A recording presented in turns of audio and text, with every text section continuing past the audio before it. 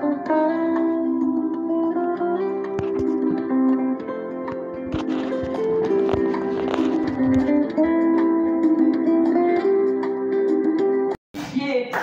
toi la gloire, Adonai. Merci Seigneur. Tous les anges louent sa sainteté. Alléluia. L'univers prie sa majesté. Sans gloire et puissance. Force et louange à l'agneau immolé. À l'agneau. Chante à l'agneau immolé. Oui, à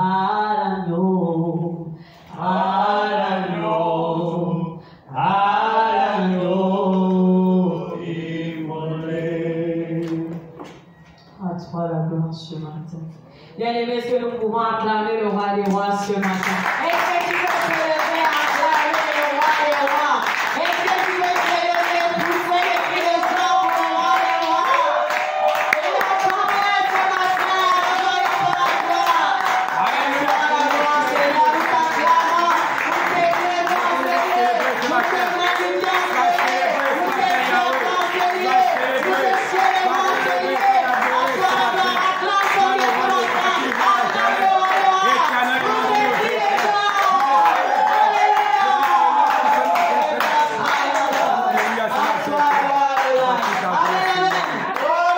Amen. Vous êtes un peuple magnifique. Vous êtes un peuple merveilleux. Alléluia. Dis la voix, je suis dans la joie ce matin. Je suis dans la joie ce matin. C'est les gars à côté de toi. Dis la paix. Dans la paix, dans la joie. Amen, amen. Nous bénissons le Seigneur pour le retour de la diacre Eliane qui est au milieu de nous. Gloire à Dieu. Nous bénissons le Seigneur pour tous nos invités, ceux qui sont là pour la première fois et ceux qui ont l'habitude déjà de venir. Que le Seigneur vous soutienne pleinement. Amen. Nous allons prier. Abba Père, que ton nom soit sanctifié.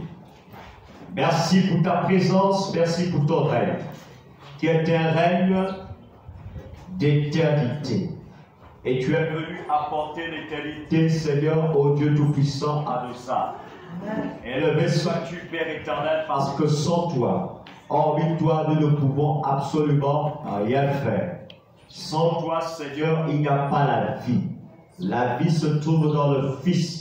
C'est pour cela que nous te donnons la gloire et la majesté, la souveraineté, toi qui vis et règnes à jamais, notre Sainte Jésus-Christ.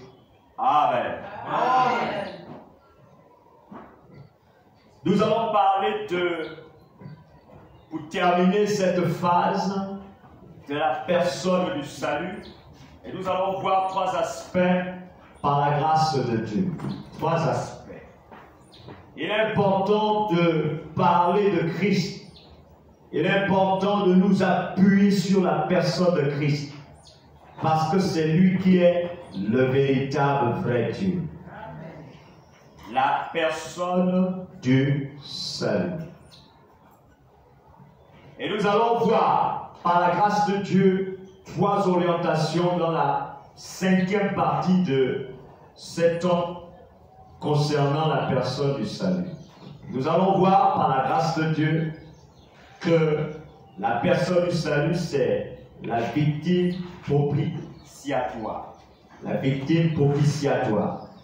En second lieu, nous allons voir que la personne du salut, c'est celui selon les saintes Écritures.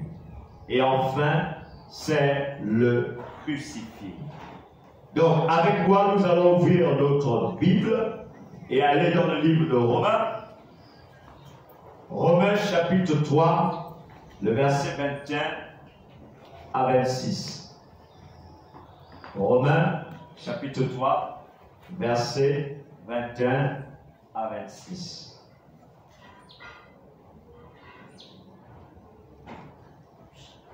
La personne du salut, c'est la victime propitiatoire. Selon Romains chapitre 3, versets 21 à 26, qui déclare: mais maintenant, sans la loi, elle manifestait la justice de Dieu, à laquelle rendent témoignage la loi et les prophètes. Justice de Dieu par la foi en Jésus-Christ pour tous ceux qui croient. Il n'y a point de distinction, car tous ont péché et sont privés de la gloire de Dieu. Et ils sont gratuitement justifiés par sa grâce, par le moyen de la rédemption qui est en Jésus-Christ.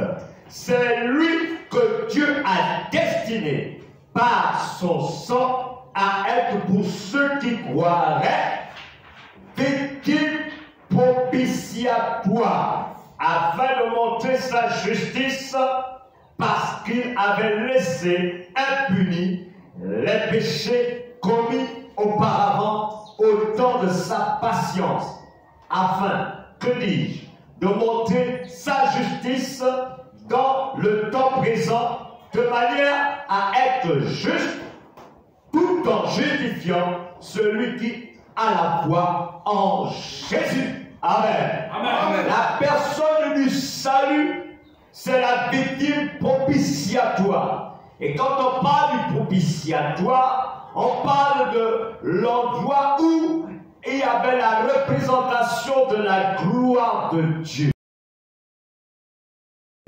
La victime, c'était Jésus-Christ de Nazareth. Aujourd'hui encore, il y a des gens qui font des sacrifices parce qu'ils veulent être protégés, ils veulent être gardés, ils veulent être sécurisés. Mais nous n'avons plus besoin de cela. Aujourd'hui, il y a encore des gens qui ont des autels pour invoquer les esprits parce qu'ils veulent être sécurisés. Nous n'avons pas besoin d'autel sur la terre. Il y a un homme qui est venu et qui a été déposé à l'autel de Dieu. Il y a un homme qui est venu et qui a offert son sang en sacrifice. Il est la victime que toi et moi nous avons besoin pour être lavés. Il n'y a que le sang de Christ qui peut laver de toutes les malédictions. Les gens veulent te délivrer des malédictions. Je vous invite à invoquer le sang de Jésus. Les gens veulent te libérer des œuvres des ténèbres, des incantations, des malchances, comme ils disent. Il n'y a que Christ pour ôter cette malchance.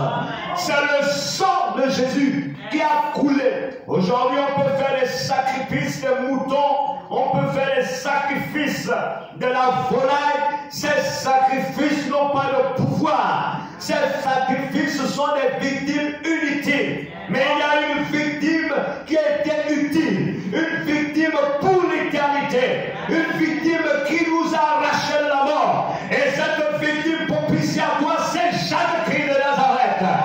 Sans effusion de sang, il n'y a pas de pardon de péché.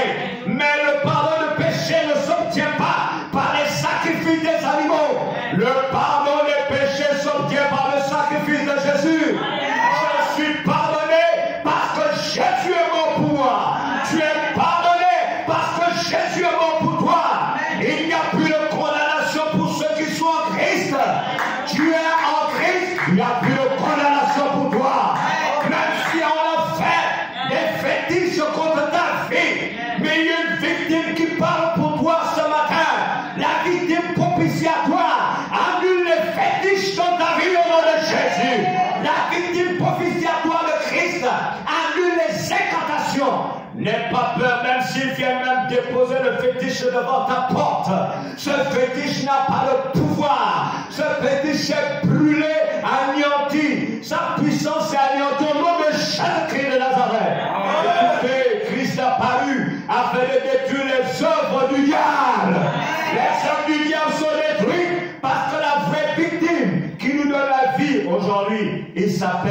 Jésus-Christ de Nazareth. Jésus-Christ de Nazareth. Oui, comme c'est la période où il faut que le sang coule, il faut que les gens meurent, il faut qu'il y ait dévastation. Et il y a une bonne nouvelle pour toi, c'est que la victime que l'on recherche dans ta vie, ce n'est pas toi. Tu es cachant Jésus. Parce que Christ est devenu ta victime. Si on veut te tuer, il doit d'abord tuer Christ. Si on veut t'anéantir, on doit d'abord anéantir Christ. Mais comme Christ est mort pour ta victoire, comme Christ est mort pour te libérer, tout ce qu'on peut faire contre toi cette fin d'année est annulé au nom de Jésus-Christ de Nazareth. Christ est la vraie victime. Et quand on a Christ, on ne doit plus avoir peur. Même s'ils ont programmé ta ruine et ta dévastation, mais il y a une bonne nouvelle pour toi ce matin. Toute arme forgée contre toi sera nulle et sans effet. Au nom puissant de Jésus-Christ de Nazareth. Parce que la victime propitiatoire parle pour toi. Quand quelqu'un va immoler une poule, quand quelqu'un va immoler un cabri, parce que cette personne-là veut nuire à ta vie, veut bloquer ta vie, veut détruire ta vie. Quand il le fait, la victime qui s'appelle Jésus-Christ de Nazareth parle et dit, moi je suis déjà mort pour lui. Et tout ce que tu peux faire contre lui ne peut pas marcher parce que moi je le garde. Et mon sang a déjà coulé pour lui. Donc tout le sang des animaux qu'on peut couper, là et là, on peut couper les têtes à plusieurs animaux. Tout ce sang qui peut couler parce qu'on te veut du mal. Ce sang-là, il s'appelle Emmanuel. Dieu avec moi. Est-ce que quelqu'un peut se lever et dire Dieu est avec moi? Dieu est avec moi. Alléluia. Oui, Dieu est avec toi, mon frère, ma soeur. Il est avec toi. Ne crois pas que tu es seul. Il est la victime qui a travaillé pour ton salut. Il est la victime qui a travaillé pour ta victoire. Il est la victime qui a travaillé pour ton avenir. C'est lui seul qui est ton avenir. La nuit comme le jour, il faut que tu te confies à l'Éternel. Regarde à l'Éternel. Malgré les situations difficiles de la vie, regarde à l'Éternel. Invoque-le. Il est le Dieu tout-puissant. Amen. Amen. Ce qu'un homme ne peut pas faire, Dieu l'a fait pour toi. Alléluia. Tout ce que les hommes veulent faire, tout ce qu'ils veulent entreprendre, n'est rien par rapport au programme merveilleux que Dieu a fait pour toi. Un programme de paix, de bonheur.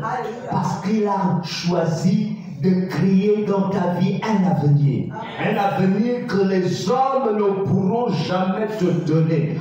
L'homme peut nous donner l'argent, certains biens, mais l'homme ne pourra jamais nous donner la vie éternelle.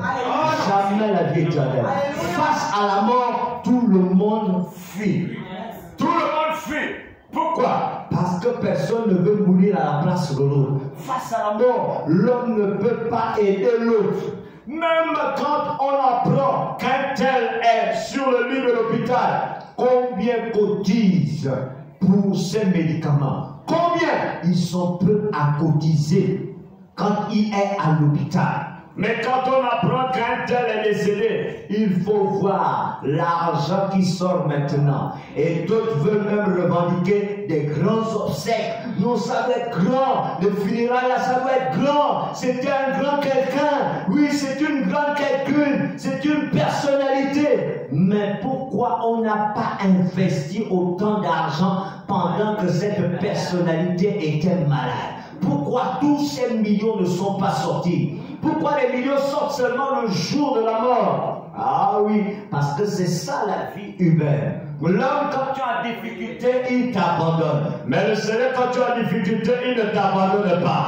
Il est avec toi. Ne le mets pas de côté. Que Dieu soit ton bouclier. Amen. Amen. Deuxième chose, c'est celui selon les Écritures. La personne du salut est celui selon les Écritures. Et nous allons partir dans le livre de 1 Corinthiens, le chapitre 15, versets 3 à 4. 1 Corinthiens, chapitre 15, versets 3 à 4. La personne du salut c'est celui selon les Écritures. Et il est écrit dans 1 Corinthiens, chapitre 15, versets 3 à 4, ce qui suit.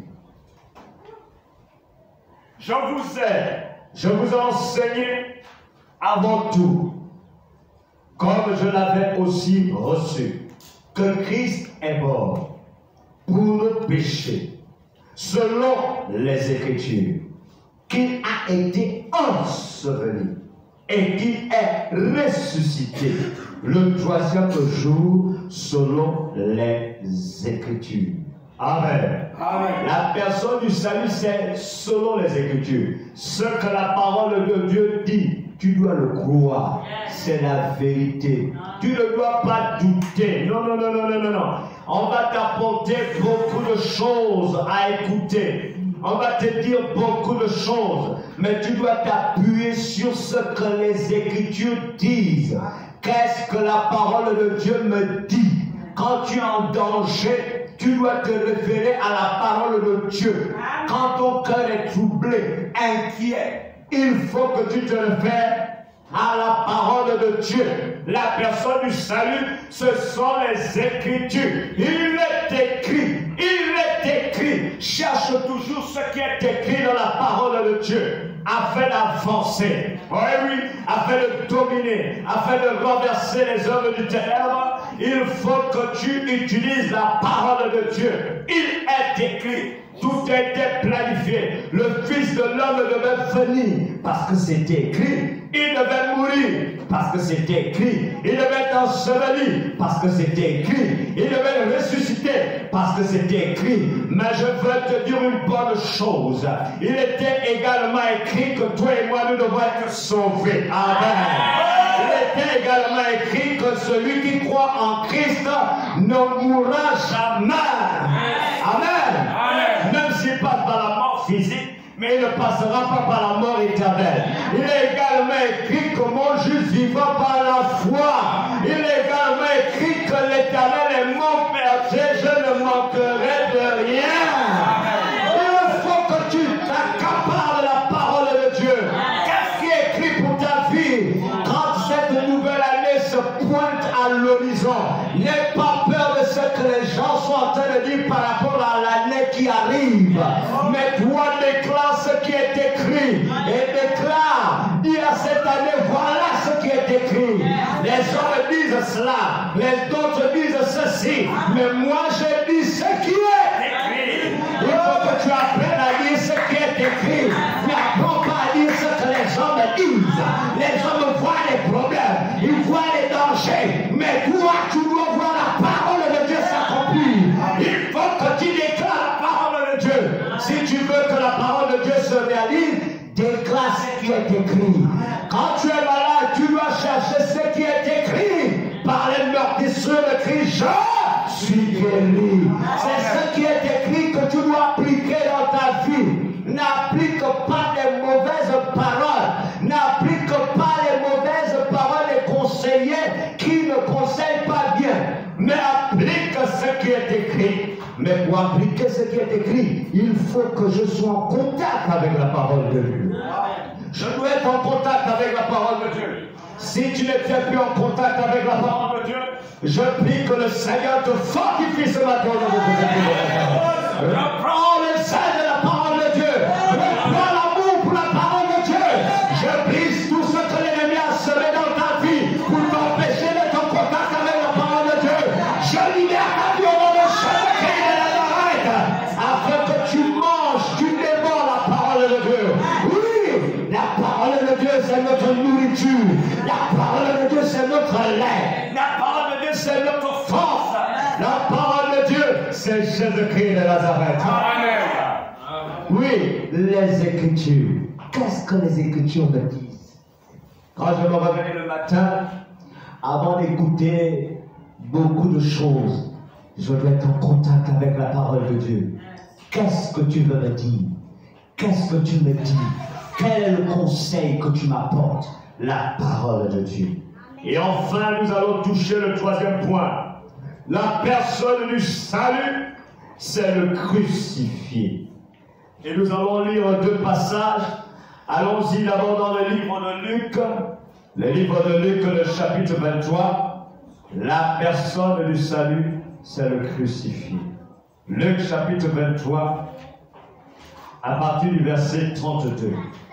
Luc chapitre 23, à partir du verset 32. Il est écrit ce qui suit. La parole de Dieu déclare: on conduisit en même temps deux malfaiteurs qui devaient être mis à mort avec Jésus. Lorsqu'il fut arrivé au lieu appelé Grade, ils le crucifièrent là, ainsi que les deux malfaiteurs, l'un à droite, l'autre à gauche. Jésus dit: Père, pardonne-leur, car ils ne savent pas ce qu'ils font. Ils se partagèrent ses vêtements en tirant au sort. Voilà, Christ a été crucifié. Crucifié, avec deux malfaiteurs de son côté. Crucifié. Christ a été crucifié. Nous lisons encore Galates chapitre 2, verset 20. Galates chapitre 2, verset 20. Galates chapitre 2, verset 20. La parole de Dieu déclare ce qui suit. Il est écrit: j'ai été crucifié avec Christ, et si je vis, ce n'est plus moi qui vis, c'est Christ qui vit en moi. Si je vis maintenant dans la chair, je vis dans la foi au Fils de Dieu qui m'a aimé et qui s'est livré lui-même pour moi. Premièrement, Christ a été crucifié.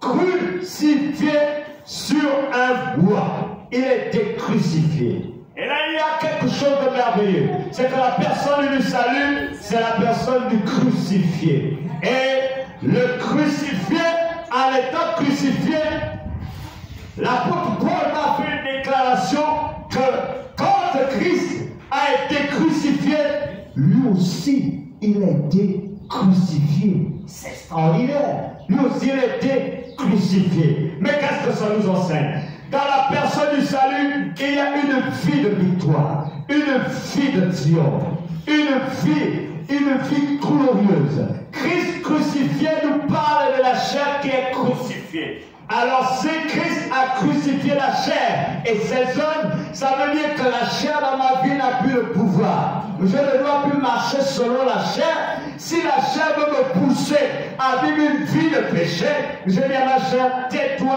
tu as été crucifié avec Christ. Et quand tu identifies ta vie à la vie de Christ en ce qui concerne la crucifixion, puisque c'est Christ qui a été crucifié, ça veut dire également que ta vie ne dépend plus de toi-même, mais ta vie dépend maintenant de Dieu. Et pour cela, il ajoute: ce n'est plus moi qui vis, c'est Christ qui vit en moi. Pourquoi? Parce que je suis mort au péché. Un homme qui est mort au péché, une femme qui est mort au péché, ne vit plus selon le péché. Donc le péché ne me dicte plus sa loi, mais c'est Christ qui dicte sa loi dans mon corps. Mon corps ne m'appartient plus, mon corps appartient maintenant à Christ. Donc je fais maintenant la volonté de Dieu avec le corps que Christ me donne. Amen. Donc le salut vient apporter quelque chose d'extraordinaire. Il vient casser le pouvoir de la chair dans notre vie. Oui, quelqu'un va dire: non, mais c'est difficile de marcher selon l'esprit, c'est difficile. Il y a encore la chair qui est en mouvement. Quand la chair est en mouvement, tu dois rappeler à cette chair que tu as été crucifié. Tu es mort. Quand on est crucifié, on est mort. Tu es mort. Tu ne vis plus. Ah, mais si j'ai encore la jeunesse en moi, je dois profiter de la jeunesse. Profiter de la jeunesse ne veut pas dire détruire son corps. Profiter de la jeunesse veut dire racheter le temps car les jours sont mauvais. Profiter de la jeunesse veut dire lire la parole de Dieu, prêcher l'évangile, intercéder, jeûner et prier, être dans la gloire de Dieu, dans la présence de Dieu. Profiter de la vie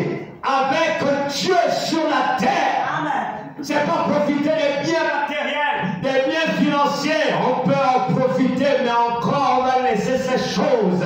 Il ne faut pas rater le plus important. Le plus important, c'est la vie éternelle. La vie éternelle. Crucifié. Quand ta chair veut te manger, là, elle veut maintenant bouger, tu dis à ta chair, tu es crucifié, tais-toi. Tu es crucifié, tais-toi. C'est parce que nous ne disons pas à notre chair de se taire. C'est pour cela qu'elle domine sur nous. Quand elle commence ses désirs, ses passions, quand elle commence à nous envelopper, on la laisse faire. Et on croit que c'est la chair qui nous commande. Et on laisse faire. Et c'est là où la chair prend le dessus. Et la chair commence par te dire, fais ça, fais ça, fais ça, touche ceci, touche cela, habille comme ça, pas comme ça. Parce que personne n'ose dire à sa chair, tais-toi, tu n'as rien à dire. Tais-toi, tu n'as rien à faire. Tais-toi, tu n'as rien à regarder. Mais quand la chair en un moment, on commence par regarder, on commence par regarder. Au lieu de dire à la chair, tais-toi, reste tranquille. Tu n'es pas là pour regarder ce que je ne veux pas regarder. Tu n'es pas là pour toucher ce que je ne veux pas toucher. Tu n'es pas là pour aller où je ne veux pas aller. Tu dois faire la volonté de Dieu. Nous devons nous rappeler. C'est pour cela qu'il est écrit, j'ai été crucifié avec Christ. Et si je vis, ce n'est plus moi qui vis. Et que quelqu'un peut déclarer, ce n'est plus moi qui vis. C'est Christ qui vit en moi. Amen. Quand la chair veut t'amener n'importe où, dis à ta chair, et reste tranquille. Ce n'est plus moi qui vis, reste tranquille. C'est Christ qui vit en moi. Je ne pars plus là-bas. Je ne retourne plus à ce que j'ai vomi, parce que c'est Christ qui vit en moi. C'est ça la personne du salut. Elle nous amène à vivre une vie de victoire, une vie de triomphe. Et quand nous honorons le Seigneur, qu'est-ce qu'il ne va pas faire pour nous? Si nous honorons le Seigneur, il va nous honorer. Si nous élevons le Seigneur, il va nous élever. Si nous glorifions le Seigneur, il va nous glorifier. Si nous bénissons le Seigneur, il va nous bénir. Amen. Si nous prenons soin de son corps, parce que en réalité, notre corps ne nous appartient plus. Notre corps appartient maintenant à Dieu. Amen. Parce que nous sommes devenus le temple du Saint-Esprit. Amen. Amen. Et donc nous devons vivre par la foi. Nous devons marcher par la foi. Ne laisse pas ta chair te dicter ou te dominer. Ce n'est pas la chair qui doit nous dominer. Écoutez, la chair est en contact avec quoi? La terre. La terre. La terre. La terre. Mais ton âme, ton esprit sont en contact avec qui? Le Seigneur. Alors, si ton âme, ton esprit sont en contact avec le Seigneur, et nous savons que le Seigneur, il est grand. Il est le créateur du ciel et de la terre et de toutes choses. Ça veut dire que c'est le Seigneur qui doit dominer sur notre corps. Il doit dominer dans notre vie. Amen. Maintenant, nous allons prier. Nous allons demander à Dieu que la personne du salut, la victime propitiatoire, soit une réalité dans nos vies. Nous devons vivre selon les Écritures. Et nous devons nous rappeler que Christ a été crucifié. Et si Christ a été crucifié, nous aussi nous sommes crucifiés avec lui et nous vivons avec le Seigneur. Élève la voix et commence à prier. Élève la voix et commence à prier. Alléluia. Alléluia. Merci, merci, merci, merci.